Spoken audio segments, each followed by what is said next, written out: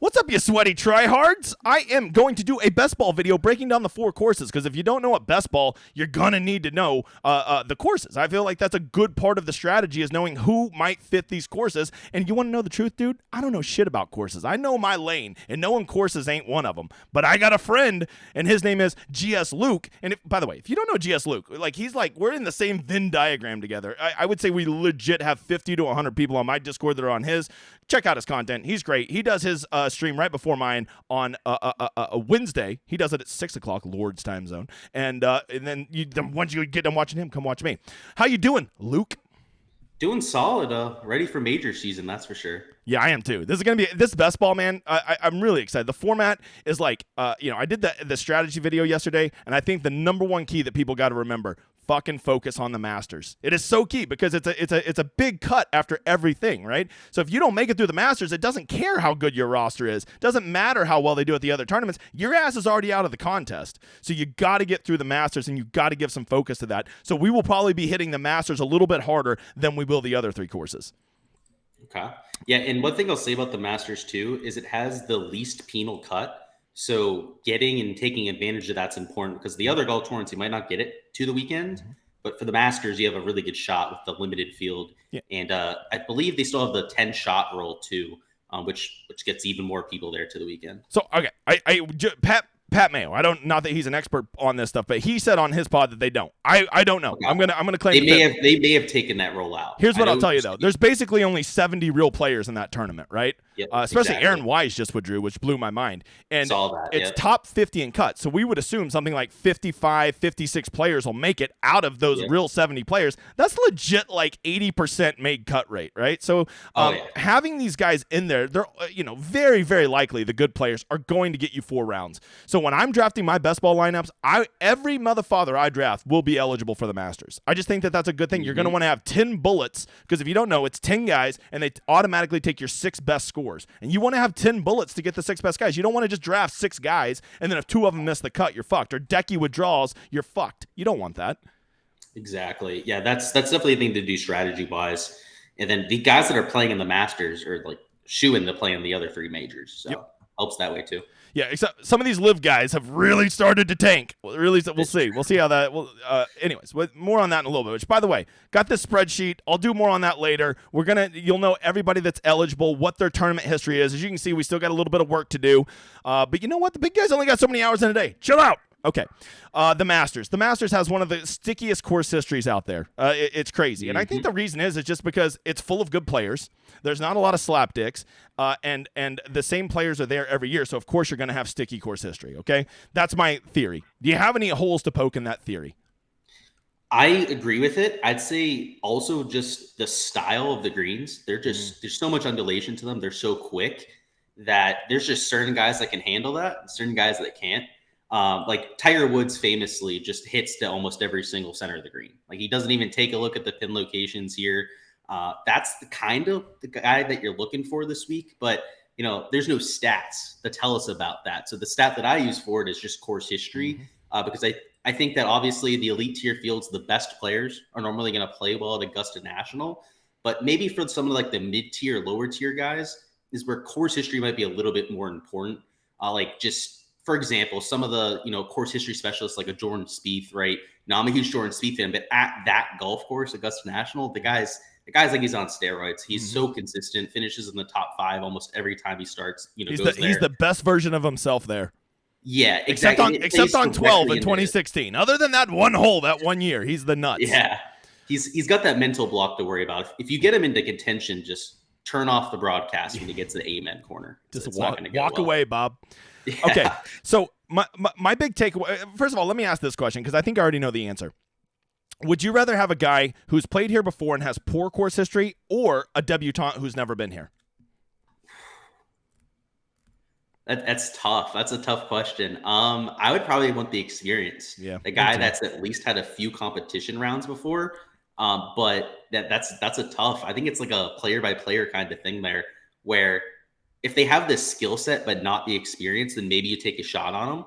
But if they're a newcomer and I don't think that they have that short game that you're looking for, that I might avoid. So that's a tough question. That's a good question. And the problem with all these really majors that we're answer going to have is we don't have true strokes gain data, right? Strokes gain is done by ShotLink, which is a PGA thing, and we don't. The majors are all independent entities, so we don't have that. So we got to do a lot of projecting as to what matters. I think when I think of Augusta, the two things that I really always focus on that I want to see, other than, of course, I want experience at the course. I want guys who can do well on fast greens, right? Those are two important things to me. But as far as a tee to green thing, the two things I want to focus on is guys who score well on par fives, because that's one of the few places you can get Augusta, and you need to not get fucking wrecked on these long par fours. So I like guys who can play long, difficult par fours. I don't give a shit about the John Deere par fours. I give a shit about difficult courses, those long 450 plus par fours. Is there anything you agree with those, or would you go in a different direction on what you're looking for on a good course fit? I do, and I think distance helps with that. So with those longer par fours, those par fives, that kind of bomb and gouge sort of strategy works here because of how wide open it is off the tee. Now they're trying to defend against that. That's why they lengthened hole number 13. That's the severe dogleg from right to left that they have on the back nine. You used to be able to hit a driver, sometimes a pitching wedge, 9-iron into that green. Now it's going to be a driver like 6-7 iron, which is still an eagle look for most of the field. But that kind of just like bombing out there kind of strategy used to work around the Masters. I think they're trying to fix that. They're trying to defend the course a little bit, but at least as of right now, you can definitely go out there and just whale away at it off the tee. So yeah, I think that the longer par four scoring, that 450 to 500 yard range, is probably a really good way to look at it too. But driving distance, I think, also has a lot to do with that. And if you were to lean ball strikers or short game specialists at Augusta, which one would be your lean and why?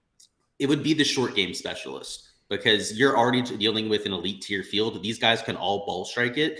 The guys that are more known for that short game ability have, had a great course history, end up actually winning the Masters, like Danny Willett, Patrick Reed. Like the only majors they're going to win are at Augusta National. Like their sort of skill set just isn't going to get it done at a US Open, a PGA Championship, and at most Open Championships.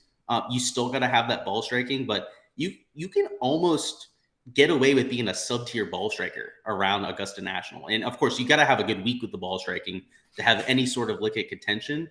See ya, thank you. But at the same time, you can get away with it. You've seen like the Danny Willets. Like I think he's the perfect example. It was much more difficult that year at the Masters. But Patrick Reed, Jordan Spieth, even and just to be clear for everybody listening, because I don't want them to get confused by the great point you're making. Short game is just kind of around the green and putting lumped together, right? Just like ball striking is off the tee and approach together, right? So I'm asking him, which of those two do you prefer? And he is saying go with the short game specialist. And I would say that Tiger at this point might be more of a short game specialist if he's going to win than he would be where he was traditionally. Well, I mean, he was fucking the best at everything, but I traditionally thought of him as more of a ball striker. But now that he's not quite, a whippersnapper anymore, I would call him more of a short game specialist, much like you said with Patrick Reed. Cam Smith is a god of short game. These are the kind of guys that Luke is saying that he would prefer. For sure. But don't get it twisted. Hideki is an elite ball striker, and he's won here before, right? I do think that Hideki's win was a perfect storm, though. With it, they had that delay, and he came out after a little rainstorm and just fucking nuked it that Saturday afternoon. And I think that was just a perfect storm because he was not going to win that tournament unless that storm came. He lucked out big time. All right. Any other hot takes you have about Augusta? Anything that you think that maybe some players people should consider that might be a good fit, or a type of player, or anything like that? Because, I always say, "Ooh, I like this style of player." And I get so many DMs. How do you know what kind of player, what kind of course? And I'm like, bro, I've just been doing this a long fucking time. That's the answer. That's how I know. Yeah. If you're going down low at the bottom end of the board, an elite level skill set. So if you have somebody like a Ryan Fox, for example, that just hits the ball country mile, then I kind of like that at Augusta. But if it's somebody that's one of the top 5 around the green players in the world, I like that too. So I would say down low, just go for the extremes. That would be the main way main thing I would focus on there, is that an elite level skill set tends to play well at Augusta National. So yeah, whatever that is, preferably off the tee around the green. Those would be the number 1 and 2 stats for that. And then here's the problem though. A guy like Morikawa, I think, is an elite level approach player, right? Hovland is an elite level ball striker, but you gotta balance that against how bad are they gonna fuck themselves with their short game. That's a Yep. legit question, because even though there's not big rough around the greens at Augusta, it's still very tricky. You got a lot of raised greens. You've got some tricky shots. That's why we always talk about experience. You got to kind of know where to play your chip shots. You got to kind of know where to miss on the greens. And a lot of those things, if you don't do right, you're going to be handcuffed. And the only kind of guys that are getting out of it are fucking magicians like Spieth and Thomas. Just these really incredible around the greens players. Well, Thomas will hit it to 3 feet from this impossible lie and then miss the putt. But you know what I mean. Yeah, exactly. Yeah. Okay. 3 putt from 5 feet. So, just to be clear, guys, you need to focus on the Masters when you're making your best ball lineups, okay? This has to be the focus of your priority. Who is a good fit? And I think you really want to load up on guys who are going to play here, because if you don't make it through the Masters, you're already fucked. So, if you don't know, the next major, new guy, which I don't know why you're on my Discord if you're a new guy. Let's see here. After that, they are going to the PGA Championship, which I went to last year, but it was in my great state of Oklahoma. And they are playing at Oak Hill Country Club. Okay, and that is in New York, Rochester, New York. A lot of majors in New York recently. Okay, so I don't know shit about this course. I'm gonna go jump to the course breakdown real quick while you start telling us what you know. Yeah, so like Parkland style course, Jason Duffner won here of all people, and if Jason Duffner is going to win at a golf course, putting can't be all that important. The guy's worst putter of all time. Well said. It's disgusting. But it's like an old time, kind of like Southern Hills. Like, so you were over there at Southern Hills, similar kind of course where the ball striking, they've been trying to make it longer over the years, but it's outdated. It's not really short at like 7,400 yards, but it's short enough. Like some of these PGA championship courses have been like 7,700 yards, like what we had for Kiowa Island. This isn't going to be one of those kind of tests. It's a little bit more traditional, like a Southern Hills. And the green complexes are pretty much the defense of the course. They've got tricky greens. They're not going to be Augusta National tough, where around the green just becomes such an emphasis. But they're tough enough when you miss, you're going to be penalized. So it's somewhere in between, I would say, like a U.S. Open type of setup and then a Masters type of setup where ball striking matters. I'm for sure it's a ball striker's course. You're looking for second shots. In particular, I'd say it's a second shot course with the approach play and guys that can keep themselves out of trouble. That would seem to be like a Victor Hovland type of course. So I guess the one thing I'll say is that you can't be horrible around the green. Jason Duffner, though he's not the best putter of all time, that's for sure, pretty solid and stout around the green. So I think he saved himself quite a bit when it came to that. Let me see. Who are some of the other past champions? They played here a bunch. You have Sean Michelle back in 2004. Ooh. They played a U.S. Open here. Curtis Strange won. You have a PGA Championship. Jack Nicklaus won in 1980. I've heard that guy's good, though. I've heard that guy's good. So yeah, Lee Trevino too. I'm gonna pick my narrative. Great players win here. That's my narrative. What a fucking narrative. Hey, am I seeing that this is only a par 70? Is this only a par 70? It's a par 70. Yeah, isn't 7,400 yards very long for a par 70? Like that. Yeah, that's it is. It is long. I would say it's at least above average in terms of its length, but it's not Kiowa Island long, right, where you have like 530 yard like par fours. Right. They're in like the 475, 480 range. Yep. They're respectable for sure. But the one thing I'll say is the greens they're the issue. Like I'm imagining going to be firm and fast this year.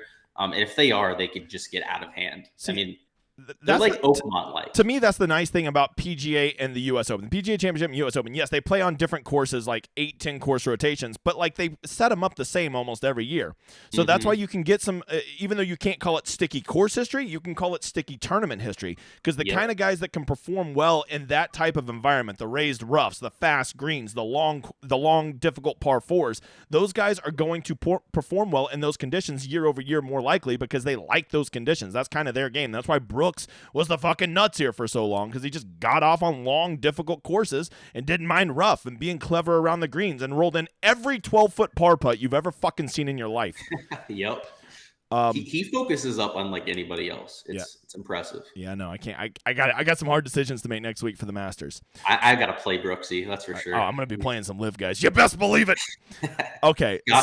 So this course, long story short, only 2 par 5s, and both of them are pretty long. So I think par 5 scoring is going to be pretty equalized there. I don't think a ton of guys are going to be getting home in 2 there. It's almost going to play like a 3-shot hole, and that's going to be for everybody. Sure, there'll probably be 5 or 10 guys that can get there, but I think that really neutralizes them. So when I'm looking here, once again, I'm seeing 5 of those difficult par 4s, and I know they're going to be set up tough, and I think it's going to be avoiding bogeys there is going to be super important. And then I see a couple short par 4s. Maybe those are some holes you can score on. Find some guys that that are good in scoring in those. But more than anything, I think I agree with you. I want guys who can deal with fast greens and who can ball strike. Yeah, I think the second shot too, especially if you look at some of like the guys that finished in second. So I was just looking at this. Jim Furyk, Bernhard Langer finishing in second place, Mark McCumber, Ian Woosnam. All these guys are just short as heck off the tee. That's a great Cannot point. hit the ball. So if it's a second shot course, maybe we should be focused in on those guys, 175 to 200, 200 plus type shots, guys that can hit those long irons. Well, for Furyk, it'd be a fucking 3-wood. But those kind of guys that can do that and control that might be where it's at. Maybe the short hitters who are clever can get around this course. And to me, those are the best majors, when literally every person in the field, let me rephrase that, any type of player in the field can do well. I love majors like that. Yeah, and winning scores were -10, -4, -2, -6, and -5. Wow. So those were between the U.S. Open and the PGA Championship, right? That have been here. So you're telling me this course don't play? Experienced guys. All right, this course don't play. It don't play. Oh yeah. All right. Sure. So the next one is going to be, where the hell's my article? I don't even have my article up. Where you at? Get over here. Get the hell over here. That one, the U.S. Open. Yeah, we're gonna have the U.S. Open, and it is going to be at Los Angeles Country Club, which is not where they play the Genesis, but I think it's like 2 miles away. Legit 2 miles away. Oh, it's in Beverly Hills. Like you look at Los Angeles, like it's in the center of the city. It's wild. Okay. Golf courses. Gonna be a lot of partying. Can't play Brooks that week. He's gonna be yelling shit through a fucking cone. Okay. Anyways, tell me about this course, because it's not in the course history over here on Fantasy National. So, what do we know about this course? Yeah, so I'll be there this year. I'm looking forward to that. But it's a course that they haven't played much in tournament golf because of how exclusive it is. Like it's in Beverly Hills. This is where all the rich old fucks play. This is like the most expensive country club, at least to my understanding, maybe in the entire country. So it's a great course. It's designed by George Thomas. He's done a few of the other major championship venues that we play, but not a bunch that we see on the PGA Tour. So if you're looking for like comp course history, you're not going to find a ton of it. It's another par 70 like Oak Hill, but much shorter. They have it listed at 7,200 yards. The last time I've seen it in any sort of tournament golf, it played significantly shorter than that. So maybe they're trying to add some length. Who knows? It's listed at 7,200 though. And it's similar kind of course to Oak Hill. Like it's Parkland style golf. Those greens are the trickiest part about it, from my understanding. And we just haven't seen it very much. It's going to be played this year for the U.S. Open. The last time it was played in tournament golf was 1940, from my understanding.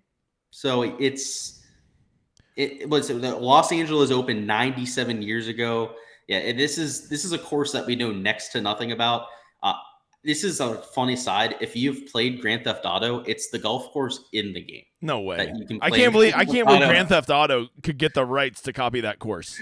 Yeah, it's not an exact replica by any means, but it's meant to be the same course. Looks beautiful. Look, you know what? It already looks baked out like a fucking U.S. Open course. What did you say the distance and the par on it was again?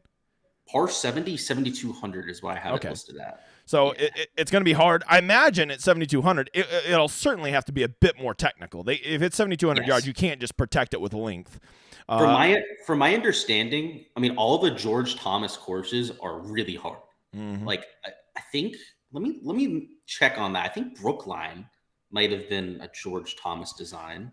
Which I got to say, U.S. Open tends to be long, hard courses. So to see a more technical course might be a breath of fresh air. So he designed Marion. He designed Riviera. That's what I'm thinking of. Riviera. It's definitely more of a technical sort of track. All of his courses have a lot of undulation to the greens, and it's a golden age design. And I can almost guarantee you that because it's a golden age design, that the greens are just going to be ridiculously difficult. That's usually how they defended those courses. So what I'm seeing is difficult par 70s. Morikawa is either going to win the PGA Championship or the U.S. Open. That's what I'm seeing. Okay, got it. Yep. Got it. I hate it because that guy's a fucking bum. All right, let's get to the last course. It is going to be, let me get back to my article. It will be the Open Championship, and it is at Royal Liverpool this year. Do you know off the top of your head when the last time they played there was? Yeah, when Rory won 2014. Okay, that was before I started watching golf. One of my favorite courses in the world. Okay. Then give it the hard sell, big guy. I might go to this. It's links golf. It's essentially what Kiawah Island is modeled after, which is a hard ball striking test on the water. The dunes are everywhere. In between like the par threes, like you have the green and then you have just sand dunes all around it. So when you miss here, you're likely going to be in some sort of sand. I believe all of the natural areas are exactly that. They're natural areas, not bunkers. So you can ground your club everywhere, and it's all about the wind. When they played there, it wasn't nearly as hard as it typically is. Rory won at -17. Tiger Woods, when he won there in 2006, he won at -18. But before then, I mean, you've had winning scores of like 20 over par, legitimately. Like this course is supposed to be one of the most difficult in the world. That's why I like it. It's the home of some of the opens with the most carnage that you've seen. But the last two times we've seen it, when Rory and Tiger won, but Rory and Tiger ended up winning over there. Where else did they win? We were just talking about that. Was it Oak Hill? Yeah, Oak Hill, right? No. I don't know. I'm lost. I don't know what we were looking at. They've won a lot of tournaments. Exactly. Golf didn't exist to me before 2016, so I don't know anything. I heard there was a guy, Bobby Jones or something like that. Bobby Jones. Yeah, no. And if you look at some of the past champions, Bobby Jones won. You had Walter Hagen who won here. Like it's all some of the best players in the world. So however it plays. So I need to get Patrick Rogers queued up because he's an all-time Patrick Rogers, Corey Connors. Definitely Corey all-time great.